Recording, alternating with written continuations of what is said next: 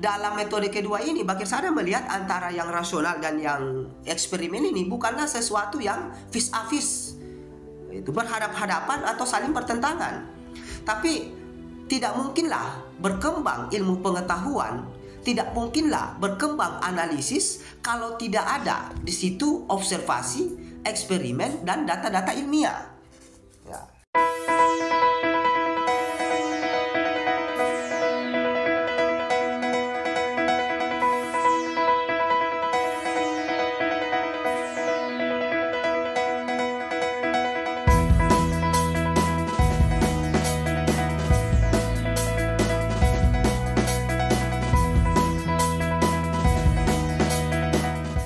Assalamualaikum warahmatullahi wabarakatuh.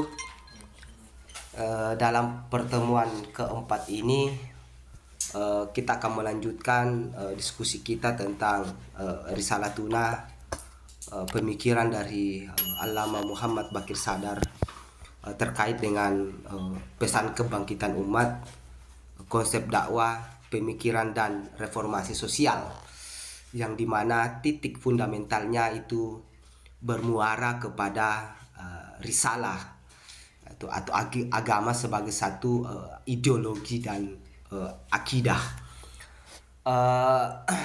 Pada pembahasan ketiga sebelumnya kita telah mengarahkan diskusi kita terkait dengan perasaan dan pemikiran. Kali ini kita akan membahas tentang pokok dan karakteristik dan inti dari Islam itu sendiri. Jadi Bakir Sadar menilai atau menjelaskan dalam risalah ini bahwa pemikiran Islam itu memiliki ciri atau tanda-tanda pokoknya, ya, tanda-tanda pokok atau unsur-unsur sebagaimana penjelasan beliau bahwa ada 3 unsur yang menjadi perekat untuk bagaimana inti dari tanda-tanda Islam itu sendiri. Yang pertama adalah sisi spiritual, dan yang kemudian adalah metode pemikiran, dan yang ketiga terkait dengan sikap praktis. Di sisi lain, yang pertama Bakir Sadar menjelaskan bagaimana spiritualitas itu, ya, berbeda dengan kecenderungan umumnya bahwa spiritualitas itu hanya sebagai satu sikap ruhani yang dimana dibentuk oleh dunia modern, bahwa spiritualitas itu hanya bersifat subjektif dalam arti ruhani saja, atau berkaitan dengan hanya yang batin, berkaitan dengan hanya beribadah atau ritual ibadah. Itu dia. Dalam pendekatan Bakir Sadar, spiritualitas tidak seperti itu dalam pendekatan Islam. Bahwa Bakir Sadar melihat bahwa spiritualitas itu dalam risalah keagamaan mengakui bahwa keruhanian itu sebagai satu dimensi yang hakiki, dan di sisi lain bahwa kehakikian juga dalam relasinya dengan alam semesta. Itu dia. Jadi spiritualitas itu adalah hubungan antara ruhani dan jasmani, atau antara yang batin dan yang lahir, antara manusia sebagai eksistensi yang berakal dengan alam semesta tempat dia hidup. Jadi spiritualitas dalam pendekatan Bakir Sadar itu ada kepekaan terhadap alam semesta. Nah, pertanyaan kemudian, bagaimana hubungan kedua ini? Apa yang mendasarinya? Nah, penopang dari relasi ruhani dan hubungannya, relasinya dengan alam semesta itu adalah adalah pandangan dunia tauhid. Karena kenapa? Karena dalam pendekatan pandangan dunia tauhid itu, yaitu risalah agama, bahwa bukan hanya ruhani yang diciptakan oleh Tuhan, ya, materi atau alam semesta pun juga diciptakan oleh Tuhan. Jadi spiritualitas itu juga ada posisinya terkait dengan hal-hal yang material, bukan hanya dengan hal-hal yang batin. Nah, di situ dia. Bukan spiritualitas hanya berkaitan dengan memfokuskan kebatinan. Tidak ada sensitivitasnya kepada ekologis. Tidak ada sensitivitasnya kepada makhluk hidup yang lainnya, baik itu tumbuhan maupun hewan. Bahwa spiritualitas itu nilainya dalam pendekatan Bakir Sadar itu nilainya juga ada dalam dunia materi.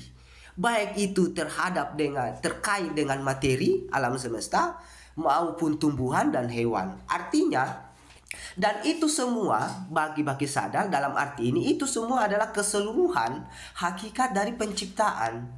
Artinya spiritualitas bukan hanya persoalan diri manusia, tapi akselerasinya terkait dengan alam semesta. Dan inilah yang kemudian Bakir Sadar mengkritisi yang spiritualitas hanya persoalan mengukuhkan kepada yang batin.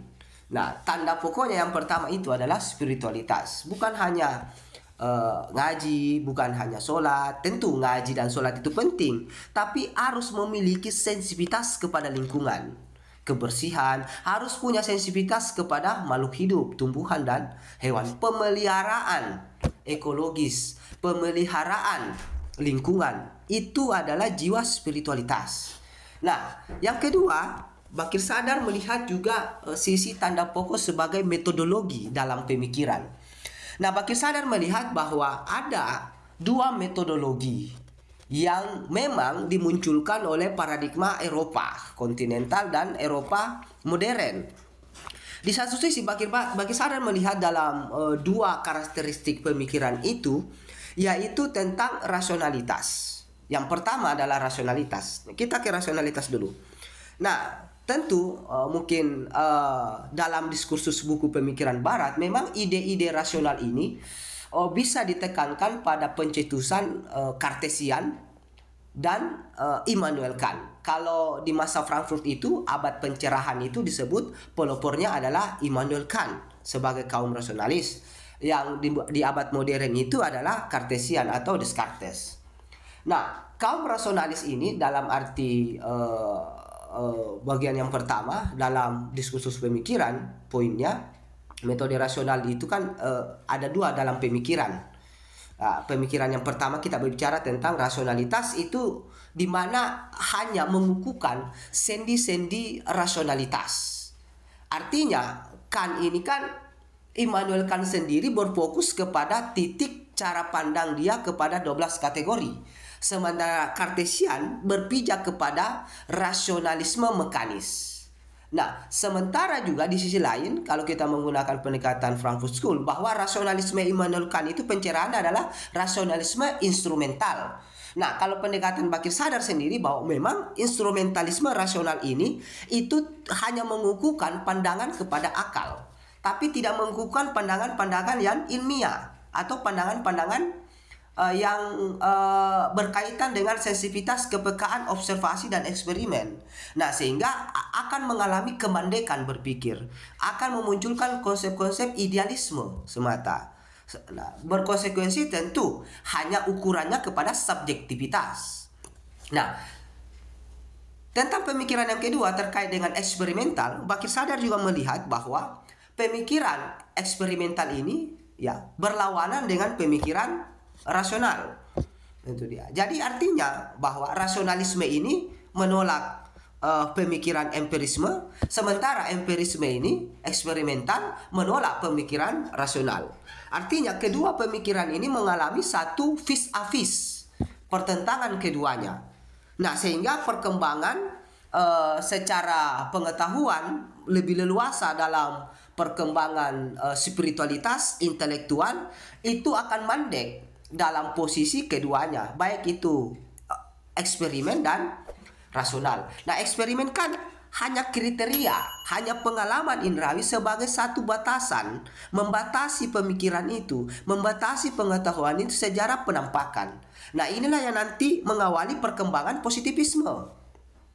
Artinya, batasan pemikiran itu hanya dilekatkan pada observasi dan eksperimen. Dan kedua pemikiran ini yang menjadi penolakan kepada Bakir Sadar. Nah, dalam metode kedua ini Bakir Sadar melihat antara yang rasional dan yang eksperimen ini bukanlah sesuatu yang vis a vis, itu berhadap-hadapan atau saling bertentangan. Tapi tidak mungkinlah berkembang ilmu pengetahuan, tidak mungkinlah berkembang analisis kalau tidak ada di situ observasi, eksperimen dan data-data ilmiah. Ya. Dan analisis data-data ilmiah itu tentu membutuhkan analisis rasional. Dan perkembangan ilmiah itu terkait dengan perkembangan analisis rasional juga. Rasionalitas dalam perkembangannya itu membutuhkan aspek-aspek observasi dan eksperimen. Artinya bahwa kedua ini, antara akal dan rasional, antara akal dengan empirisme, bukanlah vis a vis atau berhadap-hadapan. Itu bagian yang kedua. Nah, bagian yang ketiga, masalah praktis. Bakir Sadar melihat. Nah, titik perkenangannya Bakir Sadar, masalah praktis ini adalah masalah yang dimana di situ posisi yang paling ditekankan adalah masalah spiritualitas. Masalah spiritualitas sebagai satu lonjatan pondasi utama untuk sikap praktis secara umum umat Islam dalam menjalankan relasi sosial, dalam menjalankan ekonomi, dalam menjalankan kebudayaan, dalam menjalankan peradabannya. Nah, dalam tindakan-tindakan itu ukurannya yang paling fundamental adalah apa? Mencari keridohannya. Jadi sikap praktis itu yang ketiga adalah praktis dalam tindakan spiritualitas, dalam aktivitas sosial, hanya semata-mata mencari keridohan Allah Subhanahu wa Ta'ala. Jadi 3 poin itu sebagai tanda-tanda pokok dalam Islam yang dijelaskan oleh Allama Bakir Sadar. Nah, tentu ini yang merupakan dimensi yang sedikit mengalami alienasi dari pemikiran umat Islam yang memunculkan satu aspek budaya keagamaan yang ditopang oleh pandangan eksperimen murni. Nah, sehingga agama itu semerta-merta hanya dilihat kepada yang fundamental, penampakan-penampakan lahiriah. Nah, penampakan-penampakan lahiriah ini yang kemudian mengalami satu pergeseran. Agama menjadi industri budaya. Agama menjadi satu reduksi total kepada saintifik. Nah, inilah yang menjadi satu faktor.